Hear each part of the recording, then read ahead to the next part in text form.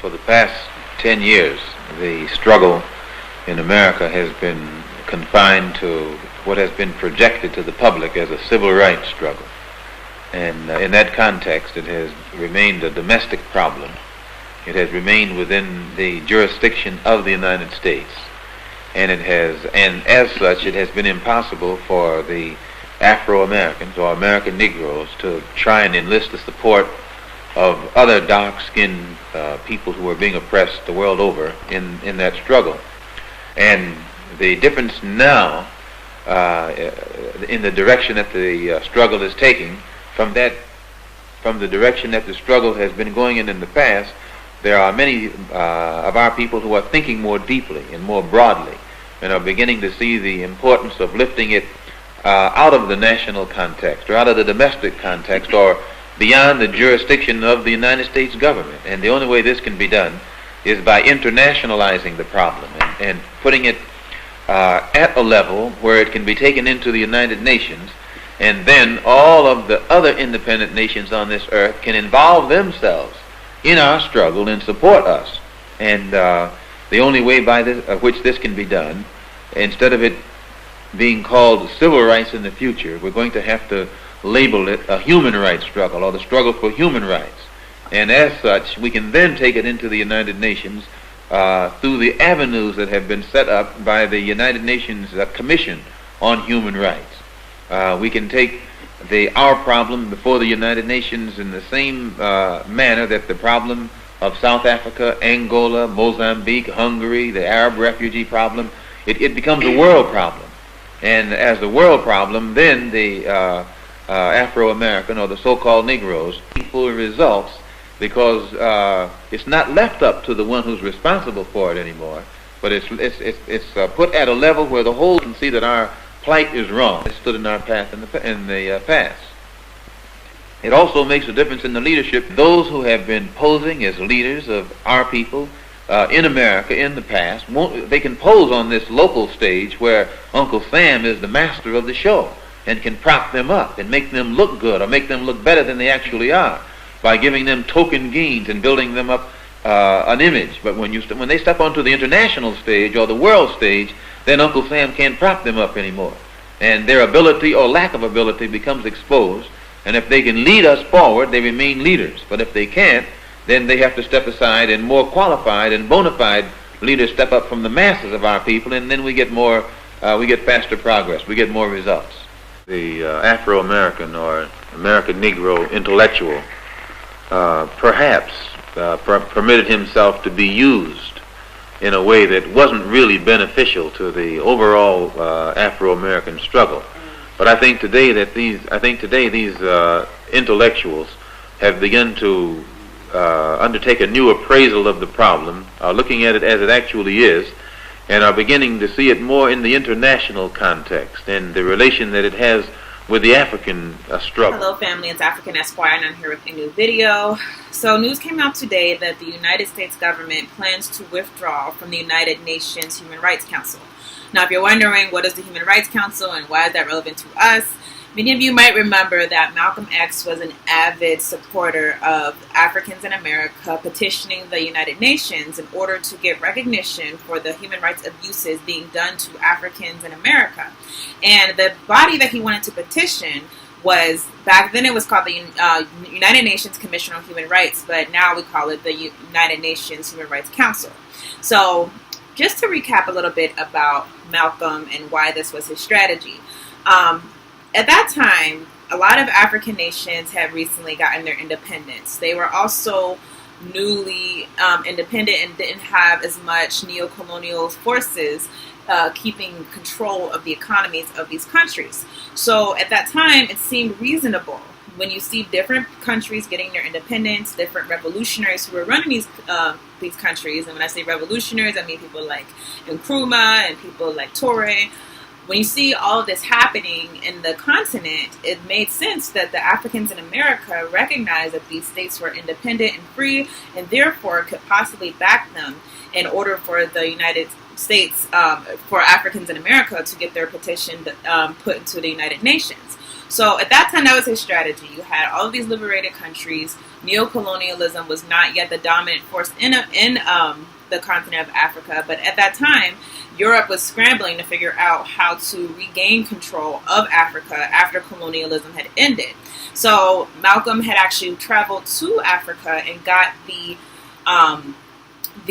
promise from a number of African countries that they would back him up if he took the grievances of the United States to the United Nations. Now, that is not necessarily going to work today for a number of reasons. As I said, at that particular time, whenever the countries were liberated or countries were independent, a lot of them were not being ran by neocolonial forces. A lot of them were newly independent, and while the countries in Europe were fighting to maintain control of those countries, they weren't so efficient yet. So we know today, for example, if a country in Europe wants to retain control of an African country, so we'll say retain control of Guinea, a lot of times they'll have a leader of the country who is picked by the West, and they will be communicating with those leaders, and they will be making deals with those leaders behind the backs of the citizens. So the citizens have no idea what's going on. They do not know when these United States companies or European companies are meeting with their elected officials. So this process is completely off the radar. And that is why it's so efficient, neocolonialism, because it is off the radar and not a lot of people can figure out exactly what deals are happening, what countries are involved, what businesses are involved. I mean, even for Boycott Togo, as some of you might know, we're trying to create a boycott of Togo in order to bring attention to the fact that not boycott Togo, boycott France. We're trying to create a boycott of France to bring attention to the fact that the French government is the government that's really backing the dictator in Togo who is oppressing his citizens. But even with something like that, it's very difficult to know exactly what corporations to boycott because so many corporations are completely hidden from our view. We can't call them out. We can't figure them out because all of this stuff is done in meetings that are completely unknown to the public. Now, because of this and neocolonialism's efficiency, and because the West has managed to wipe out African leaders who are revolutionary, we are in a position today where we are essentially without a liberated Africa. So Malcolm's strategy would not work in the sense of Africans in America getting most African countries to back us, because a lot of these countries have leaders who are in place that were placed there by the West. And so they are essentially controlled by the West. They are puppets of the West. Similar to how a lot of Africans in America, we have leaders who are said to be people who speak for the whole black community, said to be people who want to distinguish universities and we should listen to their opinions because they know what's good for us. It tends to be that the people who get to these high positions, the people who have big positions in corporations, the people who try to speak for us the most and are given the platform by CNN or given a platform by MSNBC or Fox News or whatever, these people are always chosen by the power structure. So I would say look at that as analogous. The same way that we might look at these people and say, you don't represent us, you don't come to the black community, you don't speak the voice of the people. That's the similar thing that's what's going on in Africa. Because a lot of these people are placed there by Western powers, and therefore they're not representing their citizens, they're essentially representing the interest of the West. Now, even though Africa is not liberated, and really not as close to liberation as it was back in the 60s. Does that mean that Malcolm's strategy is obsolete? I would say absolutely not. It's not obsolete because now we have a whole nother issue. And that is the issue of neocolonialism. Back whenever the United Nations started recognizing African countries, they admitted that colonialism was wrong, although they still allowed the practices of colonialism, such as places like Puerto Rico and other places. But while they admitted that the colonialism was wrong, they weren't willing to enforce those. While they admitted that colonialism was wrong, there was no need to enforce colonialism being wrong because the West at least was saying that they were no longer colonizing countries. But the United Nations has never ever stood up against neocolonialism. And if all the things that the United Nations say is a big issue, for example, they have They have groups that solve issues as far as women's issues, groups that solve issues as far as children, poverty, healthcare. All of these are supposedly important issues to the United Nations. Why would they not talk about the issue that is at the heart of it, and that is neocolonialism? Neocolonialism is what causes there to be a culture in these countries, and not just a culture, but an economic landscape where these people are deprived of all of their necessities. They're deprived of the resources that are in their own country, and that is really what creates the conditions that United Nations is saying that they want to solve. If they want to solve poverty in Africa, then why would you not talk about the fact that the West is the one that's causing Africa to be poor? Why would you not condemn the United States, condemn Europe, condemn China now more and more? Why would you not condemn those powers as doing something illegal? So that's the problem with the United Nations right now. They don't recognize neocolonialism as a force, as an economic force that is causing people to live in these conditions. They would rather talk about the conditions that are created. For example, you could talk about issues in the communities in America. You could say, well, there's issues with fatherless homes, or there's issues with people robbing each other. But if you're not willing to deal with the heart of those issues, which a lot of it is psychological, but a lot of it is economic, then you're just talking about the issues that are going to happen repeatedly, and no one's going to solve them. No one's going to address them, because no one's talking about what is the heart of these issues and what is really causing our people to suffer.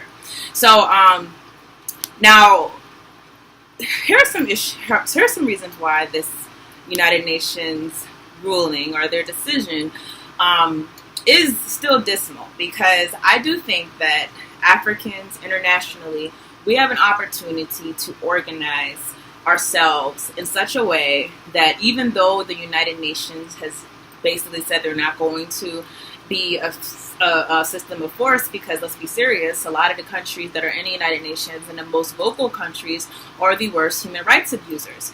So even though they're not going to condemn themselves and prosecute themselves, we still have an opportunity, especially with social media, especially with information, to publicly condemn them and condemn them as one force. So it is dismal that the United Nations has lost the United States as a party inside of their commission, because if we don't have one of the worst human rights abusers in the commission, how do we get these issues addressed? How do we bring them to the forefront when the United States is incarcerating millions of African people in America, and then the United States goes in other countries and commits total sabotage on those economies, whether it be Haiti, whether it be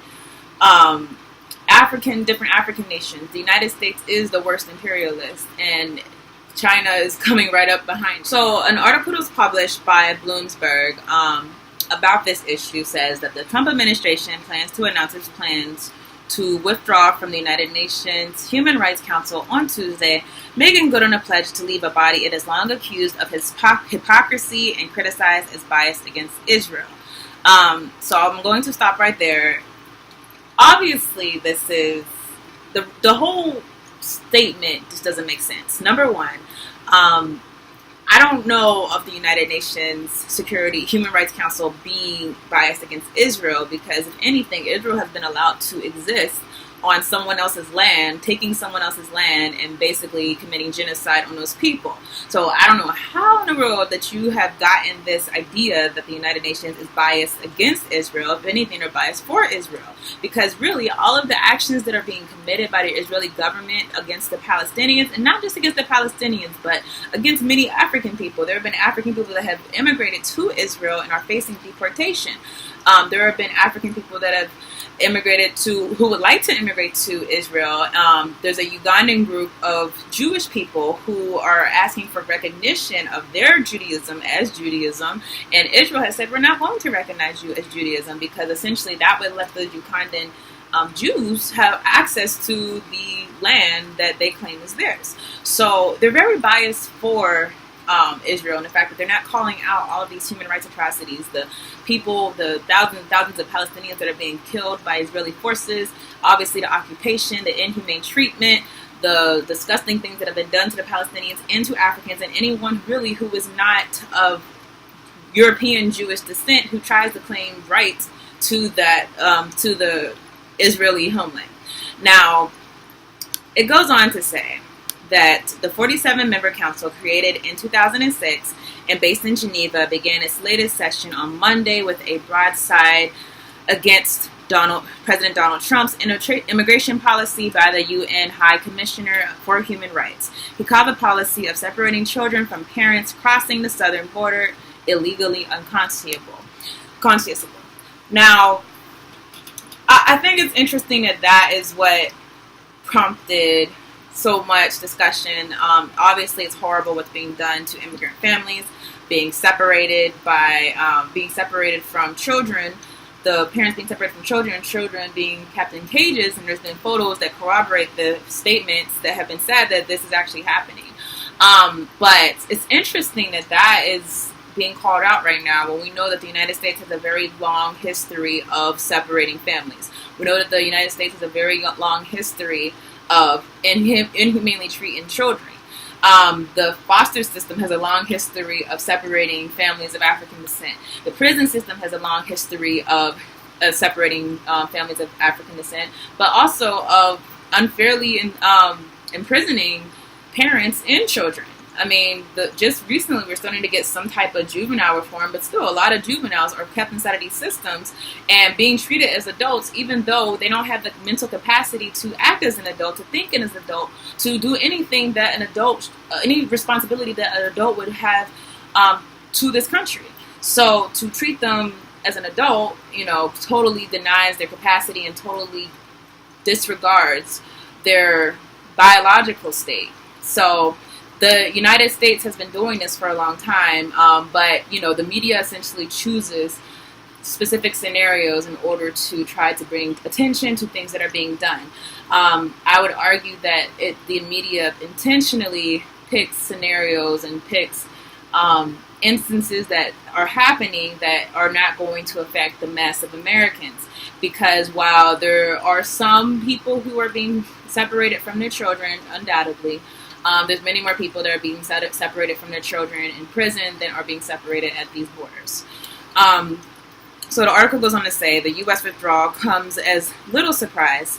National Security Advisor John Bolton opposed the body's creation when he was a U.S. ambassador to the United Nations in 2006. In a speech to the council last year, Haley called out the body for what he said was relentless pathological campaign against Israel. She also urged expelling members of the council that have pure human rights abuse records themselves. Other members include China, Egypt, and Saudi Arabia. So the funny thing about this to me, of course, is I really do think that what the United States has done as far as imperialism and then also just things domestically, I don't think we completely understand how crazy it is, how many people are incarcerated in this country. The unfathomable numbers, mostly of African people. The total separation of children and the total destroying of neighborhoods and communities. I don't think we totally understand just how serious these things are. So the United States is, to me, the worst human rights abuser. And it does it more efficiently than anyone else because they can do so while pretending to be humane. They can do so while sending peace courts to different countries or sending aid to other countries, and we know that aid can certainly be loans that are going to have very high interest rates and put these same countries in debt. So the idea that the United States wants to withdraw from the council because there are other countries that commit human rights abuses, in spite of the United States having some of the worst human rights abuse records, and I would say the worst historically when you look all the way back to obviously enslaving Africans, but also wiping out an entire population of people in order to build a civilization on this land, dropping the atomic bombs. I mean, just the history of this country is bloodshed after bloodshed. The fact that the United States has the nerve to say that other countries should not be in this council because they have horrible human rights abuses just shows the hypocrisy and I would say the pathology of racism. If you're not killing people who are European, then the pathology of racism really makes you feel like you're still good. You could kill African people, you could kill Native Americans, you can kill Palestinians, but you're still good because you're not killing people who look like European or who are European, of European descent. So the idea that you have a moral superiority, it's very documented throughout history. The same way you'll have people lynching African people, yet these same people will fight against you if you try to touch one of their children or whatever. They feel like they have the moral stance to do that because in the pathology of racism, you really do believe that black is bad and white is good, and therefore, whenever you do bad by black, you are completely justified. So, lastly, the article says that the Trump administration's withdrawal is a sad reflection of its one-dimensional human rights policy. Defending Israeli abuses from criticism takes precedence above all else. Human Rights Watch Executive Director Kenneth Roth said in a statement, other governments will have to redouble their efforts to ensure the Council addresses the world's most serious human rights problems. So basically, now that the United States has withdrawn from the Council, you're going to have the country that is so self-righteous and wants to basically be involved with defining what is wrong, what is a human rights abuse. Well, they're not going to be so active anymore.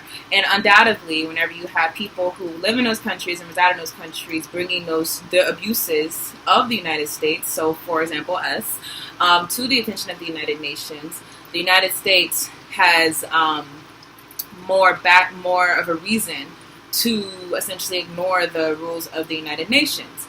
Now, I'm sure this will just be a matter of an administration change, as most things are, which is why you shouldn't get too wrapped into the things that happen in Washington politics, at least, because those politics tend to go one way quickly and go the other way quickly, which is why you shouldn't put all of your money and all of your chance of liberation into litigation or policies, because those policies are easily reversed with an administration change.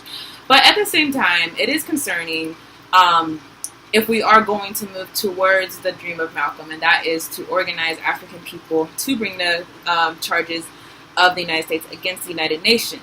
But it's not too concerning to me for a number of reasons. One, even if the United Nations was inside of the Human Rights Council, even African people getting together to bring those charges to the United Nations, I don't think that would have too much of an effect as far as the United Nations actually acting on the charges. However, for people who look like us in the United Nations, that could have an effect. And that could have an effect of people being able to call out the United States whenever the United States wants to point the finger at them and say that they have bad human rights atrocities. It's just as powerful to say, well, you have bad human rights atrocities, so you should be able to treat your people better, and then maybe we'll treat our people better. So that's where the power lies, and I think that the power would lie more so in education and inside of organization, organizing Africans, African governments, African people, African organizations to understand our human rights and understand that we should be calling out the United States for their human rights. And I really think that an ideological campaign waged against United States media that said that they're so liberal or progressive, but they're quickly turn a blind eye to neocolonialism and different policies of countries in Europe, waging a real educational campaign in order to organize resistance, that can ultimately have the real effect. Maybe not getting the United Nations as a body to go out and say and condemn the United States, or actually not just condemn the United States, but act on their condemnation of the United States, but actually getting African people and other people of color who have been victims of imperialism and colonialism to gather together and understand that the abuses of this country and of European countries are so atrocious and yet so hypocritical as far as what they say that they stand for. Therefore, we should organize and be able to, even if the United Nations won't recognize the human rights, let's recognize them among ourselves and organize in that capacity, and then find a way to link our resistance to each other. So that's all I have for this article. I'd love to know what you think. Are you like me? Do you think that the United Nations really doesn't mean much as far as actually doing things? But that doesn't diminish the importance of the United Nations, because, again, it is useful to have standards, human rights standards that should be adhered to. but also to bring education to the people about the fact that the United States is in complete violation of many human rights abuses or human rights treaties that they have signed themselves. So that's all I have, and I'll see you on another video.